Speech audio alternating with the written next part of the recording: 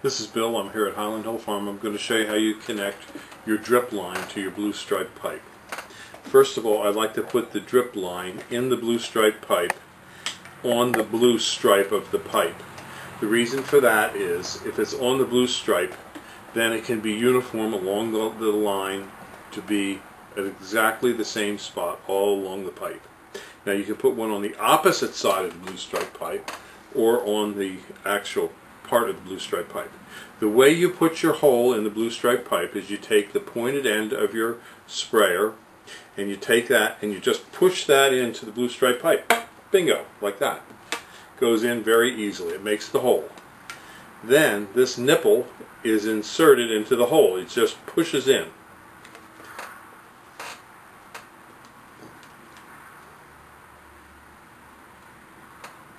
Like that. And then I always like to check it because sometimes you could put it in and it isn't in correctly. But it should be a nice tight fit. Okay? Now, when you want to connect your blue stripe pipe to a garden hose, what I like to do is I like to trim off the pipe so it has a nice flush perpendicular cut. And this is your connector to the garden hose. It has a little nickel with a hole in it, and we use that where needed to reduce the pressure. What I do is I pull this valve stem back all the way, push the compression fitting on as far as I can, and then turn the knob. And that tightens it up. That son of a gun is on there. That can take quite a bit of pressure before it'll come off. On the other side, to close the line, I take the figure 8, put it over top of the pipe, bend the pipe over, and push the figure 8 back.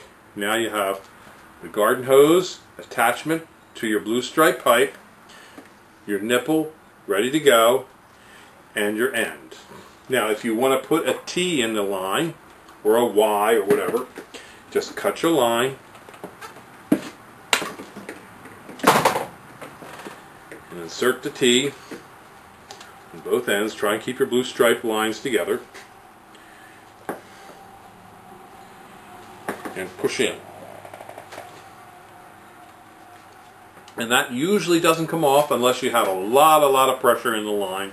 You shouldn't need to have a wire clamp or anything. It usually doesn't require it. Now, a couple tips. When you go to insert this into the plant, try and get it in about halfway. And do not insert it by the tubing this way into the plant. The reason for that is you can push this line on too hard. There's a little tiny slice in it. And if you push this on all the way, you will actually block the flow of the water. So it should just be on about 3/4 of the way down. There is a little tiny nipple on the side, you can see it, and that's the spacer that you should go to, no further than that. So when you insert this into the plant, hold it by the spike itself, not by the tubing to push it in. It's a lot easier by the tubing because you have a little lip there to put your fingers on, but it can damage the unit and make it so it doesn't deliver water to your plant. Just a little tip.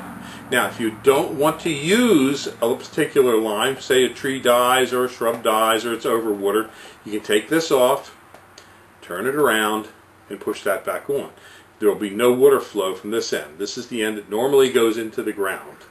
But if you want to turn it off, you just reverse it. And again, don't push the spike in by the rubber tubing. Push it in by the spike. Thank you. Bye.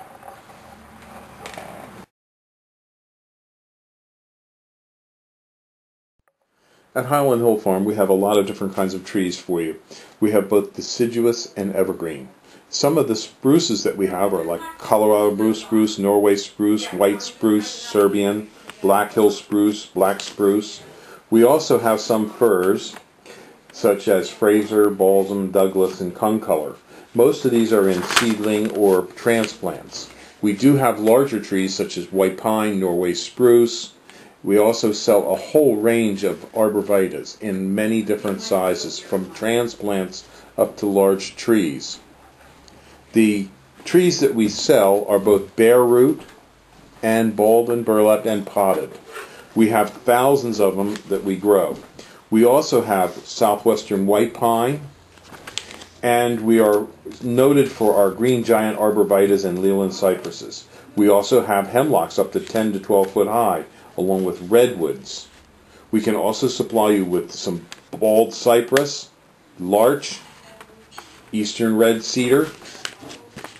In the way of shrubs, we have arrowwood viburnums, bayberry, blackhaw viburnums, a whole range of viburnums, dogwoods, red, twig, silky dogwoods, elderberries. We also have forsythia, common lilacs, Japanese lilacs, Peking lilacs. We also have nannyberry, ninebark, and things such as Russian olive, which some people think is invasive. But we do sell a wide range of trees and shrubs, including winterberry holly.